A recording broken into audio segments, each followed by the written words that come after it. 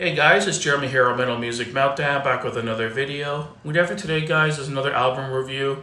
This time we're going to be checking out the band Fracture.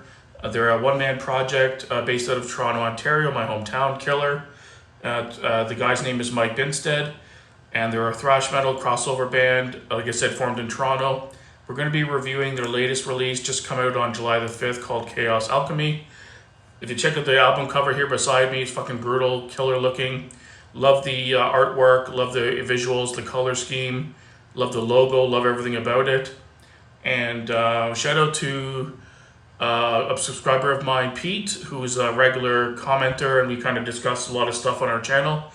And he asked me to check this band out, said it was a really killer album, and which is funny because Pete lives so far away from me, and he's heard of this band. I'm not sure how he came across them. But this band's been under my nose since 2020, and I've never heard of them. So thank you, Pete, for bringing this band to my attention. This was a top-tier album, but I'll get into that momentarily.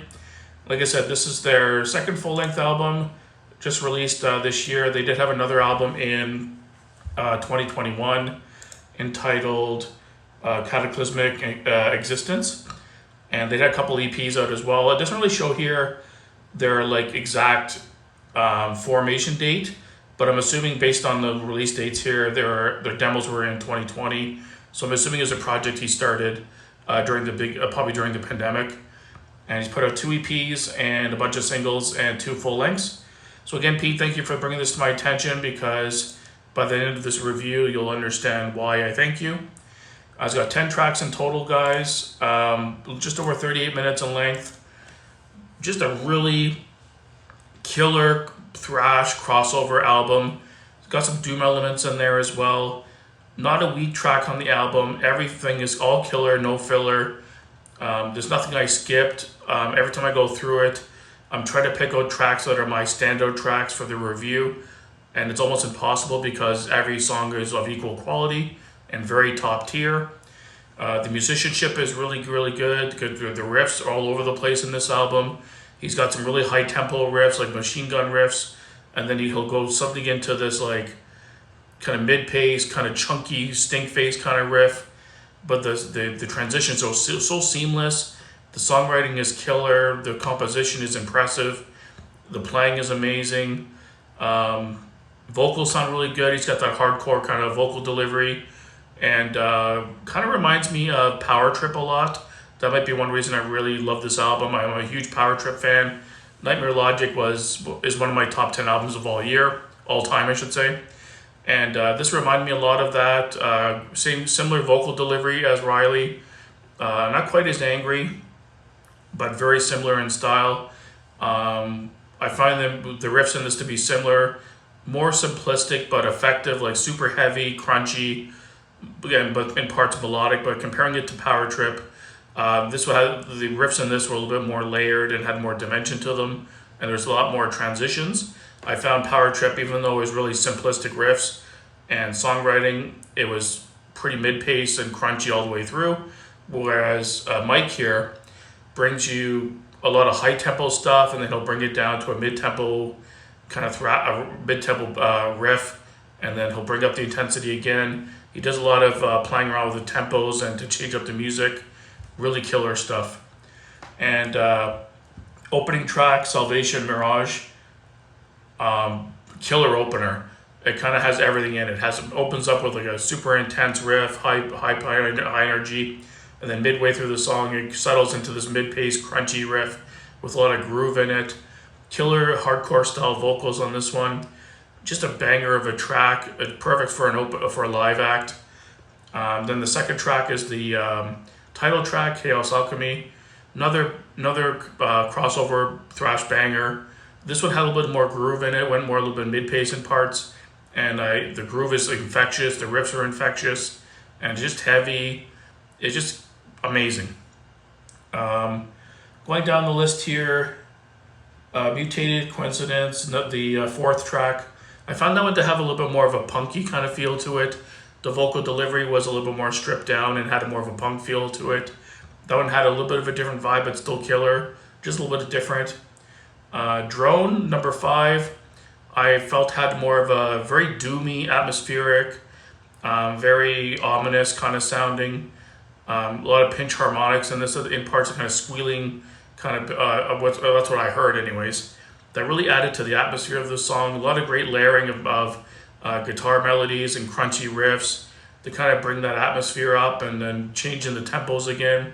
Halfway through, like 3/4 of the way through the song, it breaks into this really fast, high energy riff that kind of catch you off guard, but the transition is seamless and intense. And then that was Drone. And then Sulphur Meadows is just over a minute instrumental.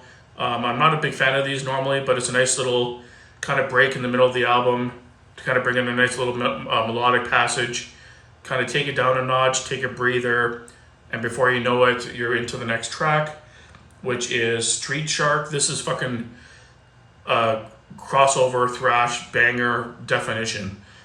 It's a killer. This would be a killer song to see live. Your fist would be in the air the whole time, just singing along, headbanging to the groove. Killer track, one of the standouts. Catacomb had a guest appearance. I think it was the guitarist from Black Dahlia Murdy, I believe, if I'm not mistaken, Ellis. Pretty cool song. Again, another crossover banger. Really good guitar riffs on that one. And then the last two songs, Extremination and Laid to Waste. Just two more, again, crossover thrash bangers. Laid to Waste was a really killer song. Had some really cool melodic parts in there. One of the songs had a really cool kind of bass part in the middle of it that caught me off guard, but was really cool. Cons of the album, 0. Perfect album. Perfect production, sounds really good. The guitars are crunchy. The drums are punchy and hit hard. The mix is perfect. The voice and the guitars are not over drowning each other either way. Everything is perfectly sounds balanced in the mix to me. It's really well done. The production is just raw enough to really capture the hardcore kind of punk aspect of the album, but still crisp enough to have the distinction in the instrumentation to hear everything clearly and separate. So that's perfect. Not a weak song on the album. If I had to pick out standout tracks, the ones that were slightly better to me, the opening track, the title track, Drone, Street Shark, and I guess if I had to pick, Laid to Waste. But really, these 5 might be a hair better than the other songs on the album. They're all really good in my opinion. Album art is awesome. Great logo, great vocals. I didn't have anything bad to say about the album. Everything else is just a plus. Like I said, great production, great mixing, top to bottom, killer album, no filler. And every time I listen to it, it grows on me more and more, and I just love it even more. For a rating, guys, I'm going to do it. First one of 2024, 10 out of 10. Highest rating I've given of album this year. Congrats, Mike. You killed it. You knocked it out of the park.